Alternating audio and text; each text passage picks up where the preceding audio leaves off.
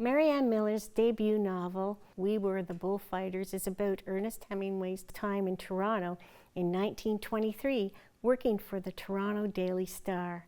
Marianne joins me in the studio to talk about her new book and the challenges of blending fact and fiction when writing historical novels. Welcome, Marianne. Thank you very much for having me. So, I want you to tell me a little bit about yourself as an author. When did you start writing? I started writing quite late, actually.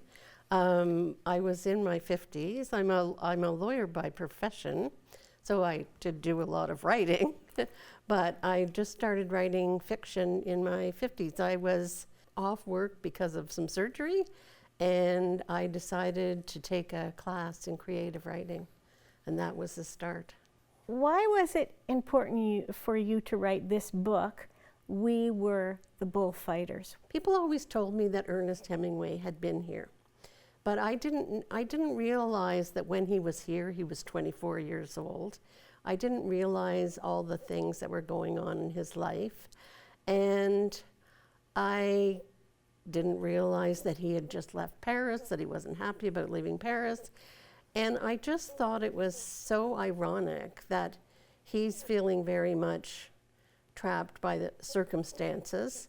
And his first day, he sent to Kingston to cover someone who risks everything to be free. And so that was kind of what hooked me. And what was the date? He started work on this at the Star September 10th, 1923, worked all day and was told at the end of the day, you're going to Kingston to cover Prison Break, so got here in the morning of September 11th, 1923. And I will throw in an interesting fact. The store that was formerly the video store and is now part of the Kingston Brew Club, that was the telegraph office where Hemingway filed his reports. Let's talk about fact and fiction. So you had to write this book in a way that would be enticing, but provide the right facts. Was that a challenge? It was a challenge. There was a lot of material, and you know, sometimes when you're doing research, you kind of get carried away and go off in directions that you maybe do not end up using. I did a lot of research, not only about Hemingway and what he was feeling. I looked at the letters that his wife Hadley wrote, and I just tried to get a sense of what was true in terms of his feelings, I guess, because he wasn't writing letters at that time because I think he was very overwhelmed by his job.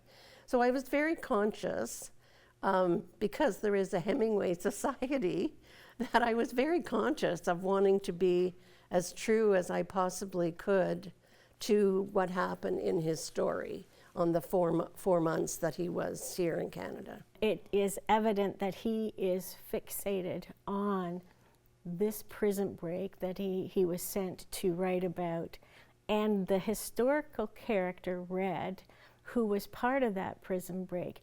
Let's talk a little bit more about what he was feeling or thinking, because that is in the book, about the prison break and that character, Red. He did admire, I think, Red's determination. I mean, I think that's actually one of the things the two of them have in common, the different approaches to achieving your goals, both very, very determined. And it's true that he was fascinated with Red Ryan, like that is documented by two of his biographers and by a notebook that Hemingway kept.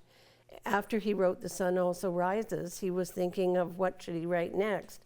And one of the things he wrote in his notebook was, I'm looking at a story I covered for the Star, the escape from Kingston Penitentiary.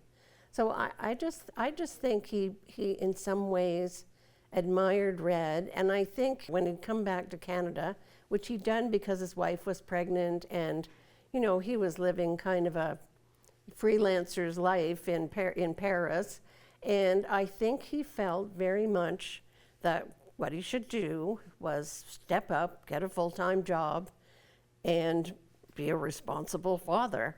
I think he was starting to feel that these shoulds were costing him. And particularly when he was so overwhelmed by work at the Star that he couldn't, I think he pictured that he would somewhat have a life like he had in Paris, where he could work for the Star, but he could also work on his own stuff and have not a bad life. But once he got working full-time as a reporter, that didn't happen. So describe the characteristics of the prisoner that was leading the pack out of the prison. Well, I think determined, like I said. I think belief in his own smarts to get away with it. And also, one of the things I liked, he had a sense of humor, and as did Hemingway. And it's true that he wrote a letter to the prison and said, I had to get out because the food was so bad. So you mentioned to me that you also have a reading club, and they have looked at your book and read it. Tell me what they enjoyed most about the book. Well, I was appearing at someone else's book club. Many people really liked the pace of the book, and some people told me that they really liked Red Ryan. That they were fascinated by Red Ryan. So I guess people will really have to get the book to find out why. This is an incredibly detailed book. We Were the Bullfighters, and it was released in May of this year. So we hope that people buy it. Where can people find this book? I know they have it at Novel Idea and also at Indigo, and any other independent bookstore that you choose. It's also available on Amazon, of course. Marianne, thank you for joining us today. Thank you so much for having me. I really enjoyed it. You're welcome.